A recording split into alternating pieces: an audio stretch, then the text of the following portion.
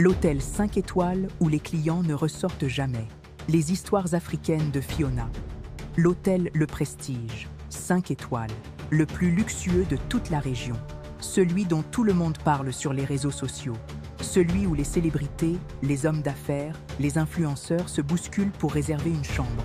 Des photos magnifiques, des avis élogieux, un service irréprochable. Mais personne ne remarquait un détail troublant, une anomalie que seuls les plus observateurs auraient pu déceler. Certains clients entraient dans cet hôtel de rêve, souriants, excités, leurs valises à la main, et ne ressortaient jamais. Pas de scandale, pas d'enquête, pas de famille qui crie au meurtre. Juste un silence étrange, comme si ces personnes n'avaient jamais existé. Christelle allait découvrir pourquoi, mais au prix le plus terrible. Christelle avait 28 ans. Vendeuse dans une boutique de vêtements au centre commercial, elle gagnait 180 000 francs par mois. Juste de quoi vivre modestement dans son petit studio à Yopougon. Elle rêvait de luxe, de voyage, de cette vie qu'elle voyait défiler sur Instagram. Chaque soir, elle scrollait pendant des heures. Les influenceuses dans leurs hôtels 5 étoiles, les photos de piscines à débordement, les petits déjeuners servis au lit avec vue sur la mer, les chambres immenses avec des draps en soie. C'était un autre monde. Un monde qu'elle ne connaîtrait probablement jamais. Jusqu'à ce jour de février où tout changea. Sa patronne, Madame Adjoa, une femme autoritaire qui ne souriait jamais, l'appela dans son bureau. « Christelle, j'ai quelque chose pour toi. Un client important organise un événement ce week-end. Il cherche des hôtesses pour accueillir ses invités. C'est bien payé, très bien payé. Combien ? 300 000 francs pour 2 jours de travail. » Le cœur de Christelle bondit.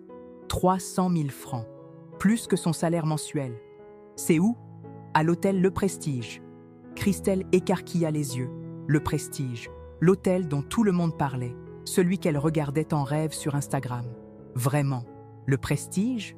Oui, le client veut des filles présentables, élégantes, souriantes. Tu corresponds parfaitement. Tu es intéressée ? Bien sûr, mais pourquoi moi ? Madame Adjoa sourit, un sourire étrange, parce que tu as le profil qu'il cherche. Christelle ne comprit pas vraiment ce que ça voulait dire, mais elle accepta immédiatement. Le vendredi soir, une voiture vint la chercher. Une Mercedes noire aux vitres teintées. Le chauffeur ne dit pas un mot de tout le trajet. Ils roulèrent pendant 45 minutes, s'éloignant de la ville. Christelle regarda par la fenêtre. Ils prenaient la route de Grand Bassam. La route longeait l'océan. C'était magnifique. Enfin, ils arrivèrent. Et là, Christelle resta bouche bée. L'hôtel Le Prestige se dressait devant elle comme un palais. Un immense bâtiment blanc, moderne, avec des baies vitrées immenses. Une entrée monumentale avec des colonnes, des jardins impeccables, une fontaine géante, des lumières partout. « Mon Dieu !» murmura-t-elle. Le chauffeur ouvrit sa portière sans un mot. Elle descendit, sa petite valise à la main. Une femme l'attendait à l'entrée, la quarantaine, impeccablement habillée dans un tailleur noir. Son badge indiquait « Directrice adjointe ». « Bonsoir, vous devez être Christelle. »« Oui, madame. »« Bienvenue au Prestige, je suis madame Priska, suivez-moi. » Elles entrèrent. Le hall était à couper le souffle. Sol en marbre, lustres en cristal, canapés en cuir, plantes exotiques. Une musique douce jouait en fond. Ça sentait bon. Un mélange de fleurs et de luxe. Christelle n'en revenait pas. Elle était vraiment là. « L'événement commence demain à 10h, expliqua madame Priska. Vous accueillerez nos invités, VIP, vous les guiderez. Vous veillerez à ce qu'ils ne manquent de rien. C'est simple. D'accord. Et on sera combien d'hôtesses ? Vous êtes 4 au total. Les autres sont déjà installés. Et je dors où ? Madame Priska sourit. Nous vous avons réservé une chambre, la 237e, 2e étage. Une chambre, dans cet hôtel de rêve. Christelle n'en revenait pas. Madame Priska la conduisit à l'ascenseur. Elles montèrent au 2e étage. Le couloir était long, silencieux, trop silencieux. Voilà, Madame Priska ouvrit la porte avec une carte magnétique. La chambre était magnifique, un grand lit king size avec des draps blancs immaculés, une télévision géante, une salle de bain en marbre avec une baignoire jacuzzi, une vue sur l'océan à travers de grandes baies vitrées. « C'est magnifique », souffla Christelle. Le dîner est servi au restaurant jusqu'à 22h. Vous pouvez commander ce que vous voulez. Tout est pris en charge. Reposez-vous bien. Demain sera une longue journée. Madame Priska sortit. La porte se referma doucement. Christelle sauta sur le lit comme une enfant. Elle prit des photos, beaucoup de photos.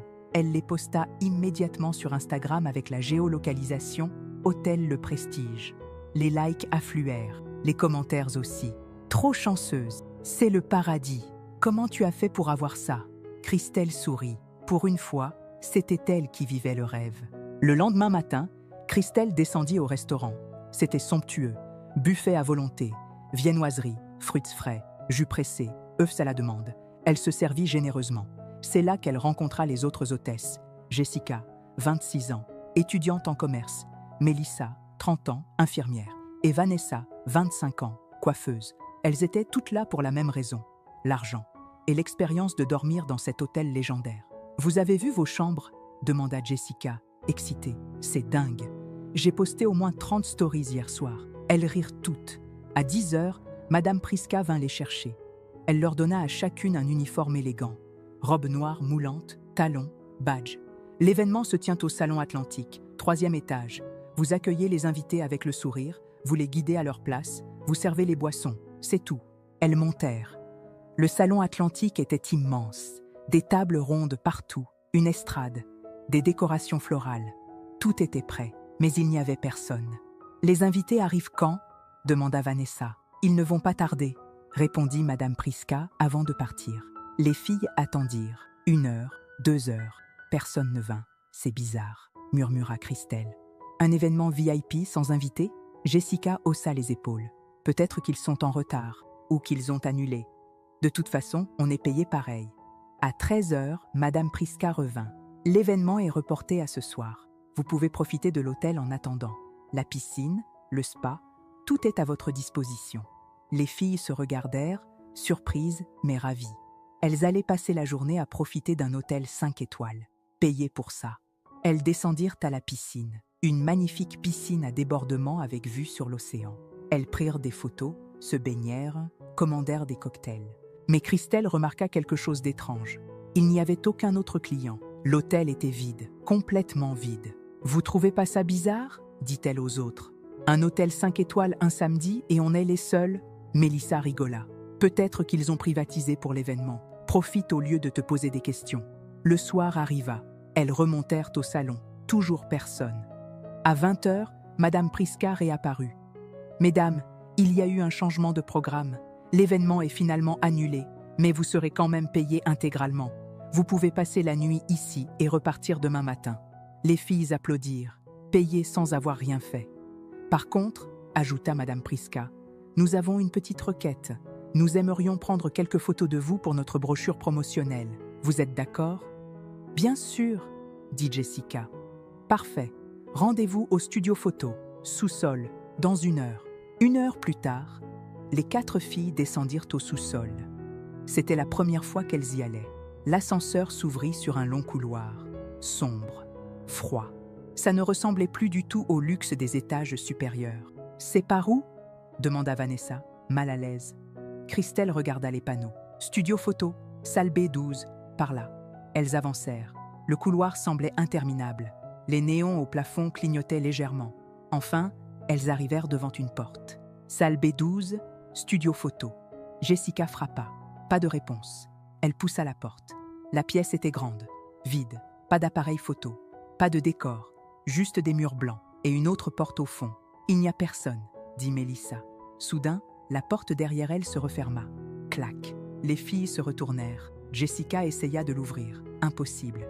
Verrouillé. « Hé, on est enfermés !» cria-t-elle en tambourinant. La panique monta. Christelle courut vers la porte au fond de la pièce. Elle l'ouvrit. Et son sang se glaça. Derrière cette porte, il y avait une autre pièce, plus petite, plus sombre.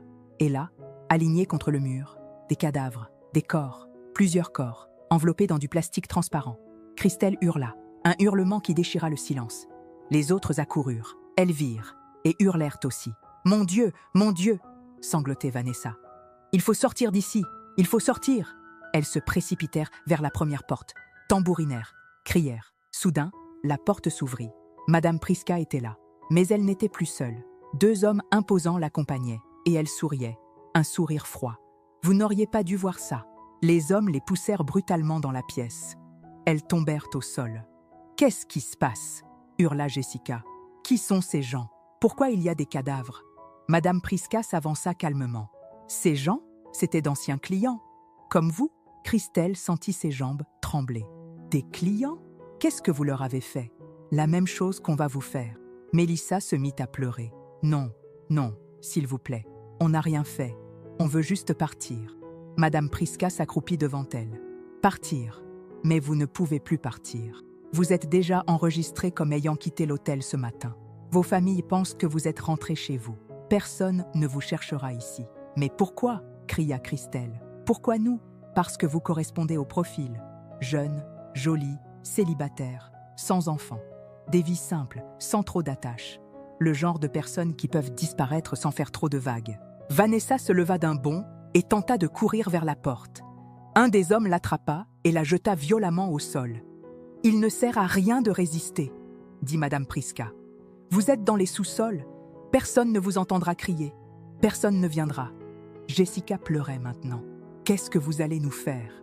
Madame Prisca se releva. « Cet hôtel n'est pas un hôtel ordinaire. C'est une façade. Nous organisons des ventes spéciales, pour des clients très riches, très spéciaux. Des ventes de quoi? D'organes, de corps, pour des rituels, pour des expérimentations. Ça dépend de ce que les clients demandent. Et ils paient très cher, très très cher. » Christelle sentit son estomac se retourner. « Non, vous êtes des monstres, des entrepreneurs, » corrigea Madame Prisca. « Nous répondons à une demande. Et vous, vous êtes le produit. » Mélissa se mit à vomir. Vanessa tremblait de tout son corps. « On n'est pas les premières, hein ?» murmura Christelle. « Tous ces corps. Combien vous en avez tué ?» Madame Prisca consulte sa montre. « Je dirais une quarantaine. En 2 ans, vous serez les numéros 41 à 44. Mais comment? Comment personne n'a jamais rien découvert? Parce que nous sommes très prudents. Nous choisissons nos proies avec soin. Des gens sans grande importance. Des gens qui ne manqueront pas vraiment. Et surtout, nous avons des protections. Des gens haut placés qui ferment les yeux. Contre rémunération, bien entendu. Les hommes les enfermèrent dans une petite cellule du sous-sol.